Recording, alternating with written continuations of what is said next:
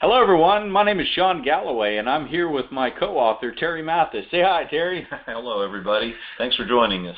We wanted to provide this webinar to outline what's in our 2013 best-selling book, Steps to Safety Culture Excellence. Our consulting firm was founded in 1993, and since then, we've been working exclusively on the excellence aspects around safety performance and safety culture. So when we were contacted in 2011 to write this book, the proposal essentially said there's a lot of there's a lot of content around describing what a safety culture is, but nobody really had anything that was in the public domain that stated and described step by step precisely how do you create a culture of safety excellence. Thus, the book Steps to Safety Culture Excellence was published in 2013.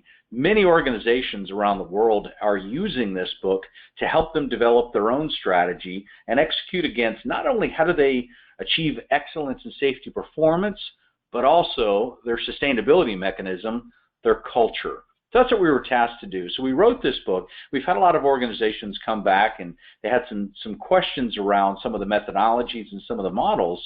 So we thought it would be a good opportunity to share some of these more visually in a webinar, and that's what you're having here today. Yeah, this idea that you'd like to improve your safety culture is not a new idea. It's one that's been around for a long time. But one of the things that we found as consultants is that a lot of people try to do too much at once. They try to do everything at once. And in fact, some of the books that we read when we were getting ready to write this book suggested that you do everything at once and talked about what a massive job it was and how many years it was going to take and everything to improve your safety culture. 7 to 10 years, right? 7 to 10 years right. to completely change your culture. Well, and part of their point was valid. Your culture formed over a long period of time. You're not going to change it overnight. But the thing is, you don't have to change your whole culture. In fact, you don't want to change your whole culture. There are only some strategic targets that you want to go for to build that commonality in your culture. One of the other mistakes that we found a lot of people making was that they wanted to assess their starting point and then develop a strategy. And as consultants and having done many, many of these things, we have realized over that period of time that that's backwards. You need your strategy first. If not, your assessment is simply going to be a gap analysis, and your strategy is simply going to be a gap filler. You want to back up and say, okay, what does success look like? And you want to picture that and target that and then say, okay, now where are we in relation to that ideal that we'd really like to go for? Terry, one of the things that I heard you say many years ago that I know we leverage in a lot of our keynotes and everything is that when you look at what culture is, there's a lot of complex definitions of culture. Culture really is what's common. And I like how you kind of came up with that. Culture is what's common. And one of the things that's critical that you start with here with the strategy, which strategy begins as a hypothesis. Where do we think we can add sustainable value over a period of time? What choices, trade-offs are we going to make? What are we going to do and what are we not going to do? But it begins with identifying what would be the new common. If we had excellence in our culture, excellence in safety performance, what would be common? What would people know? What would they believe? What stories would be common? What beliefs would be common? What behaviors, competencies would be common? If you don't define what's desirable and what you're going after and what that new common reality would be, then like you're saying, Terry, you do an assessment. It's a gap closing exercise against many different perspectives on what the starting point is. And we've talked about this in other webinars, Terry, but when the leadership team of an organization isn't on the same page of how we define excellence and safety, how we're going to get there, who's responsible for it, and the time and resources necessary, we all go in so many different directions. This is why when we wrote about this in the book, it was based on our change in methodology many years ago as well, that we started realizing we have to define that end in mind first, and then we assess against our strategic choices. Now, all strategies you execute against it, you're going to realize that you didn't have all the information that you need. So no strategy is perfectly designed in the beginning, but you assess against that starting point, and then you start looking at where do we really need to get everybody on the same page, on the same sheet of music. Exactly. That's this clarity step that's next in this one. Everybody has to have the same roadmap to the same location. And if you're going to align that effort, that's exactly what has to happen and doesn't happen in so many organizations. But then you get to these next two, the climate and the chemistry. These are the two handles on culture. Culture is really a byproduct. It's really the result of the controlling of climate and chemistry and getting into control of where you want your culture to go. That's a good point. Perceptions are a byproduct. Behaviors are a byproduct. If you don't understand what experiences are driving the perceptions, you can't change perceptions just by targeting them. You change perceptions by targeting the information or experiences that drive them, just like behaviors. You can't change behaviors by targeting behaviors. You have to identify and address the influences on behavior. It's the same with culture. You have to look at the climate and the chemistry. Think of a growing plant. You can't manage the seed to grow. You manage the environment, the conducive environment. You have to have the right chemistry. You have to have the right climate. You have to have the right conditions. We find that that's critical to this thinking also. You've got to think of culture as an organic thing, not a construct that you put together. There's one other level of complexity too, and this looks like a lot more than one other level of complexity, but you've got to realize that your culture is not all the same. Not everybody in your organization's exactly in the same boat. You've got people who just got there. You've got people who have been there for many, many years. You've got people who came in the middle. You've got some very experienced people that you hired. You've got some inexperienced people that you hired. A lot of people say, well, our organization is a big box and there's a bunch of dots in it and those are the people. No, it's a pipeline. These people aren't just sitting there in your box. They're going through your pipeline. And this pipeline is the tenure of your workforce. The people who just got there, the people who have been there a while, the people who came in later. You've got to realize that you've got different groups, different subcultures, and this is one of the things that complicates it a little bit. You can't think of everybody exactly the same way. So once you've got this reality in your mind that, first of all, as we just pointed out, you're going to have to improve your culture a step at a time, and secondly, that it's not just one culture. It's a bunch of subcultures put together. Then you can move on to the next step. And when you talk about the different cultures, safety is an aspect of occupational or organizational culture. Theoretically, there's no such thing as a safety culture, and you don't want to necessarily pull it off to the side as something which to manage.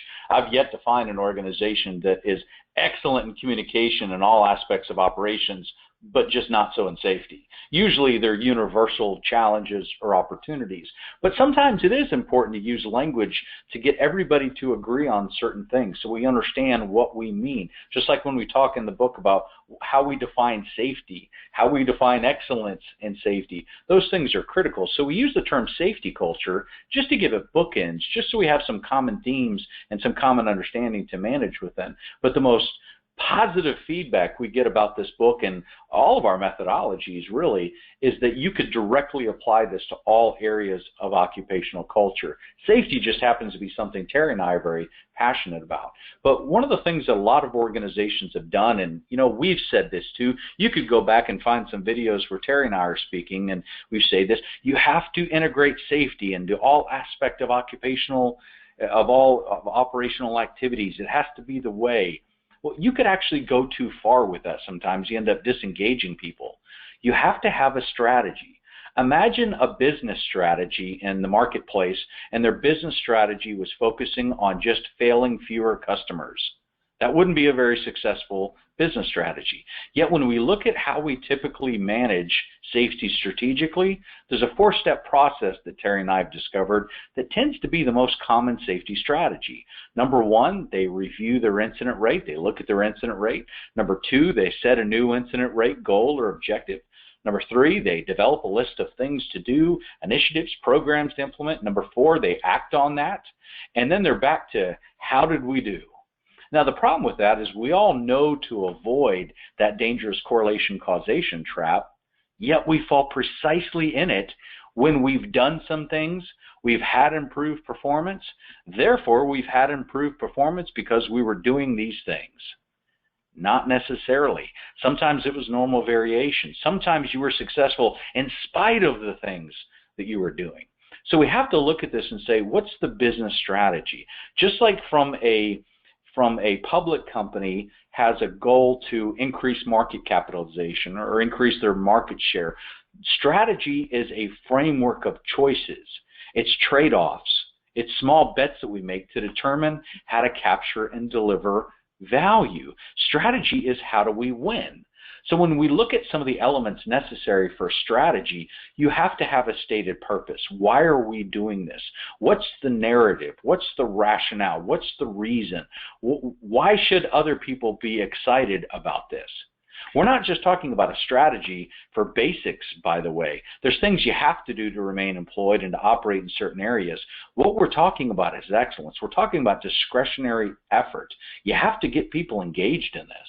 We're also talking about getting out of reactive management, and that's one of the things that we find so many organizations trapped in. And it's not only in safety, it's in a lot of other aspects of operational excellence also, that organizations are trying to fail less rather than trying to succeed. And when you come back and define that purpose, that tends to get you out of that fail less mentality and into what does success truly look like. And when we look at, well, what does success look like? A lot of companies will say, well, safety is a value. Unless we have determined what beliefs we're talking about and which ones we're not, safety, quite frankly, becomes propaganda on posters hung throughout an organization saying safety is a value. What beliefs would be common if safety was a value? What behaviors would you see consistently that tells you safety is a value? So it's important to look at this. Is safety really a core value? Is it a situational value? What's the vision? What does safety excellence look like? Do we all agree? What are the goals, both short-term and long-term? What data do we have to drive our decisions around this, to set the objectives, to determine how to market and get people really engaged in this? Some people have told us you shouldn't have to market safety. You do if you want discretionary effort. Excellence, I've never seen a company punished into excellence, and I've never seen an organization become excellent in safety just by doing the things they have to do. You know, too, when they say you don't have to market safety, they're thinking about safety as a universal construct. No, you don't have to convince people that they don't want to get hurt. What you have to convince people of is that program you put together is actually going to accomplish that goal. Yes, no, they don't want to get hurt, but they're not convinced that your rules and procedures are going to actually help them accomplish that. That's what you got to sell. And there's a lot of great ideas that we could leverage from marketing, and we talk about it in the book as well, and a lot of other examples we can provide. But you have to have an approach to this. How are we going to market people on this strategy, get them aligned with this? What initiatives are going to best work with us? What initiatives we're currently doing might we need to stop doing? Or what will we not do this year and maybe won't touch for a couple of years? Those are very difficult questions to ask and answer, but that's the point of a strategy. It's a framework of choices. We have to make sure we have accountability. In a lot of organizations, accountability is a bad word because it's used more reactively and negatively. We didn't get the results we wanted. Who needs to be held accountable? We use the term in the book proactive accountability to focus on and highlight it needs to be focused more on performance accountability, not just results accountability, and there needs to be a balance of consequences around that. But culture change, which is what we're talking about here, happens best from within.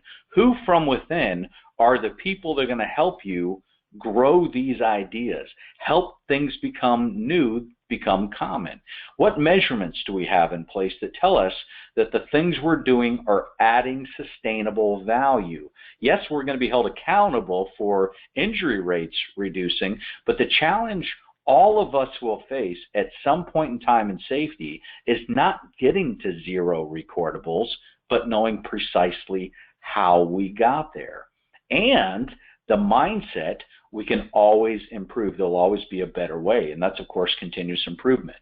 But when you look at your existing culture, each organization, again, has a culture. People join your company with existing perceptions. Even if your company's brand new, most of them are adults, I would imagine, so they're being hired and they have existing perceptions. That impacts their attitudes and values, shared values, but even personal values.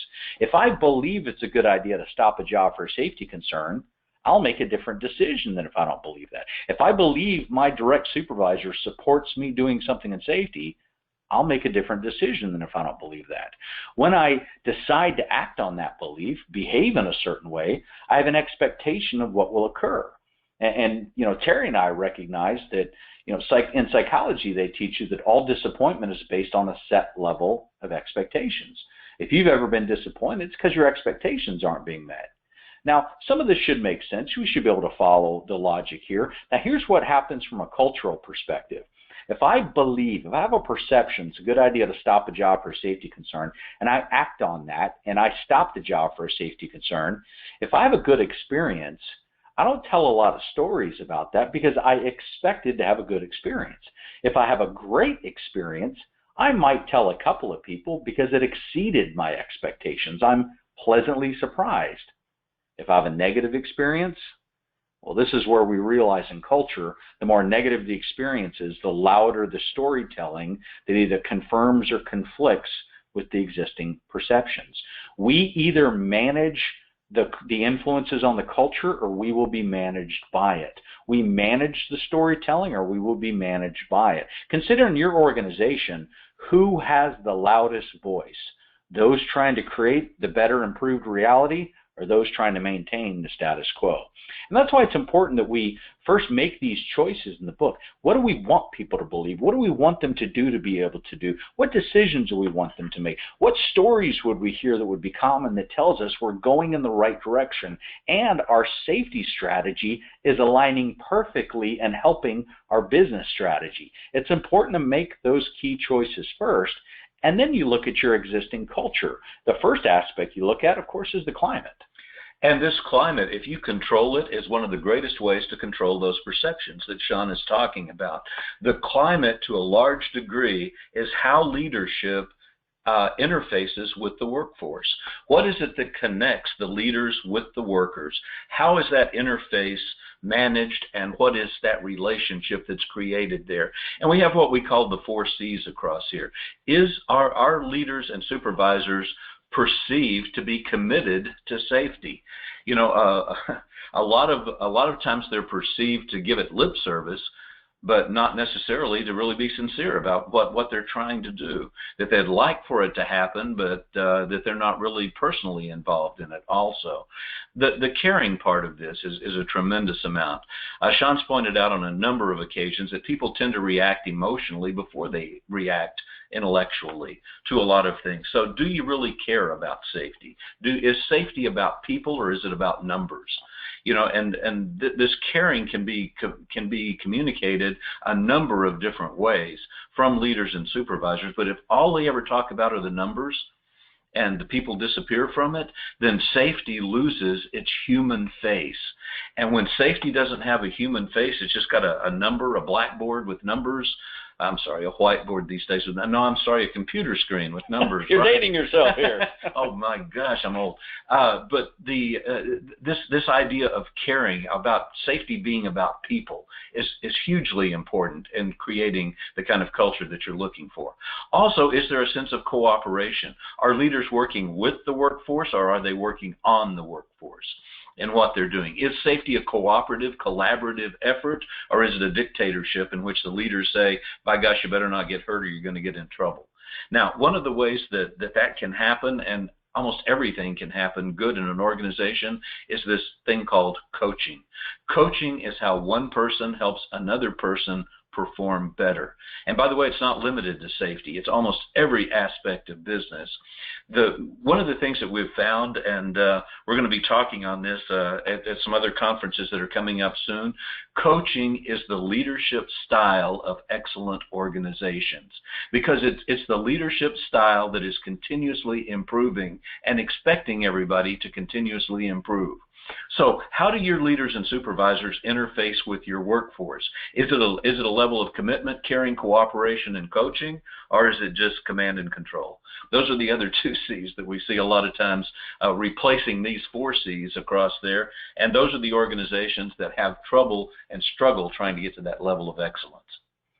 The other aspect to look at here when we're looking at the culture, the climate, and the chemistry, these elements we found win rate high consistently tell us why we have such great results in many of our client organizations. When you look at the different elements here, passion, how would you rate the level of passion in your organization? How many people are passionate about safety excellence, not their own injury-free outcome at the end of the day, but passionate about what it means to achieve and work on safety excellence? What's the level of focus? Focus to us is an acronym, forming one common understanding of safety. Is it laser-like? Is it precise? Could you go up to anybody and ask them what the most important thing to focus on in safety, and they would give you the right answer? Expectations. A lot of people will say, we know what's expected of us, 0 injuries, whether they believe in that or not. No, we're talking about, do people know what's expected of them in the quest for safety excellence? Do they know what their individual roles and responsibilities are? Could you go up to any supervisor and ask them, what are your 2 most important responsibilities, both to help us prevent injuries, but also to shape our safety culture? Would you get the right answer? Proactive accountability. Are we holding people more accountable for their performance, not just the results? Is there a balance of consequence for both of those? Things already get reinforced in the organization. Are the right things being reinforced? What happens in the absence of the enforcers? What happens after orientation, onboarding, induction exercises? Are the right things reinforced? What's your comfort of vulnerability? You know, success often can breed complacency in organizations. Do people maintain a healthy appreciation for the risk? Do they feel that they're still vulnerable? We want people to be happy and excited about the success when they go a long period of time without recordables and lost times and even no injuries. It's dangerous, though, if they think it's never going to happen to them. We know we can't engineer all risks or hazards out of any industrial setting. Do people maintain a healthy appreciation for the risk? How would you rate the vulnerability in your organization? Communication. Are the right things being communicated? Boundaryless, free-flowing. Do we verify messages were received and understood, not just sent? Are we measuring the right things? Are we measuring what we want rather than just what we don't want? When you look at what measurement is supposed to do, it's supposed to prompt, direct, align, and motivate behavior. How many people in the organization are motivated by safety measurements? Why not? Typically because we measure all the things we don't want. We have a lot of accountability systems built around when we don't get what we want here. So it's important that we're measuring the right things. And the bonding agent, the binding agent that makes all of these work individually and collectively is trust.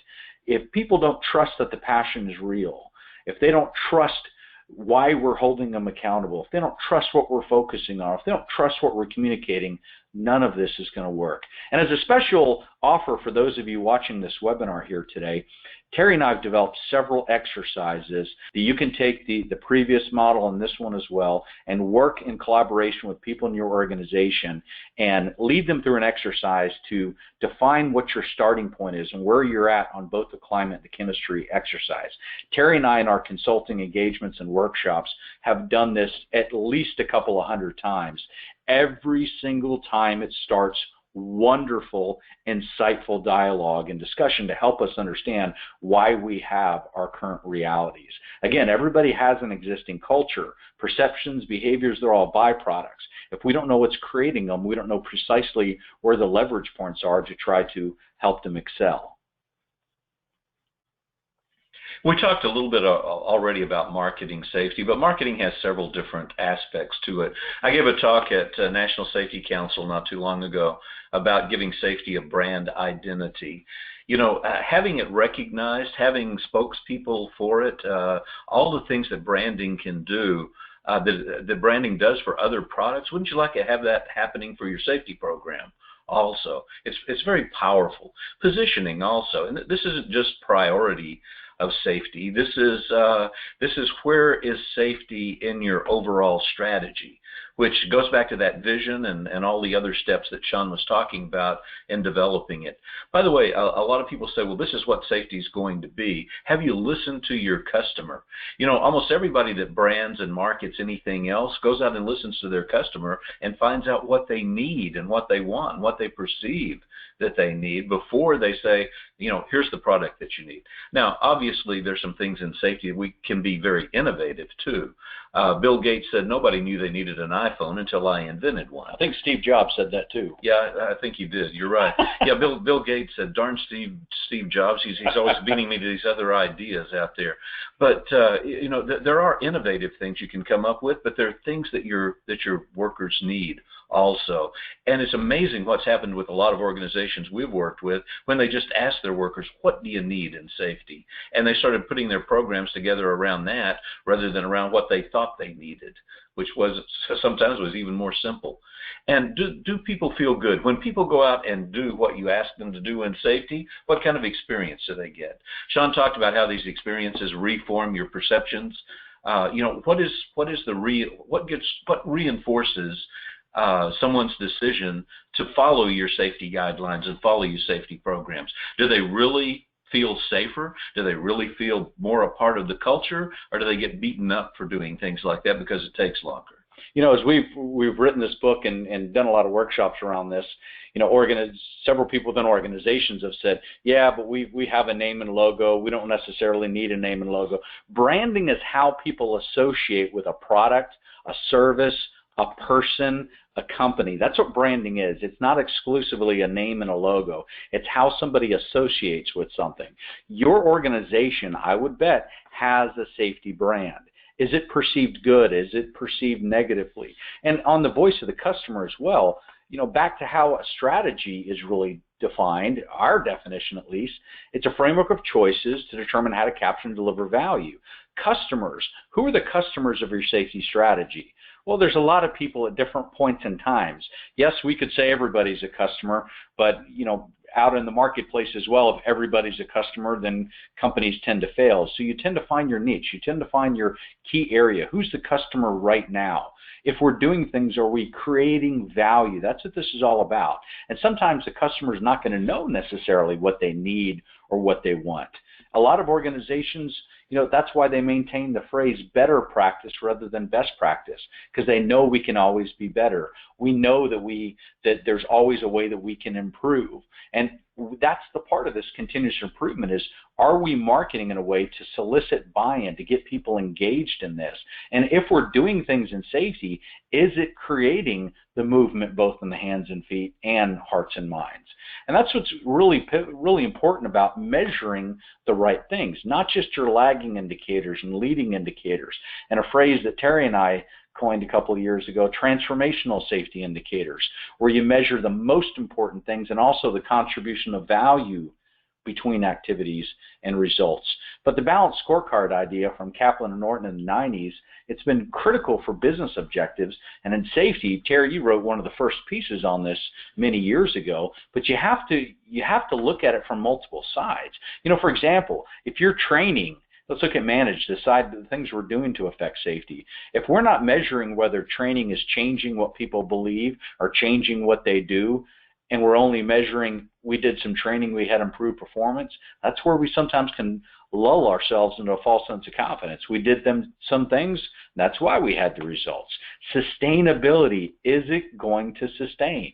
Well, Sean mentioned a little bit earlier that excellence isn't just getting to zero accidents. It's knowing exactly how you got there and how you stay there, how you get there again year after year. If you don't know if your training's really contributing to that or not, if all you know is how many hours you stuck somebody in a chair in a classroom, or you know some of these other superficial things that we measure from time to time, you don't really understand that, and you don't really know how you can continuously improve it. That's why it's so important, we think, and we applaud companies that are getting out of this one-dimensional thinking that safety is just a recordable rate and a severity rate into looking for leading indicators. That's two-dimensional thinking. But if you look at this, this is three-dimensional thinking. This is what drives safety. What does it really change in terms of perceptions, culture, and everything. How does that impact common practice, and how does common practice impact results? Absolutely. Now, we've outlined in one of our first steps here, one of the first slides, kind of the key steps of our process to safety culture excellence.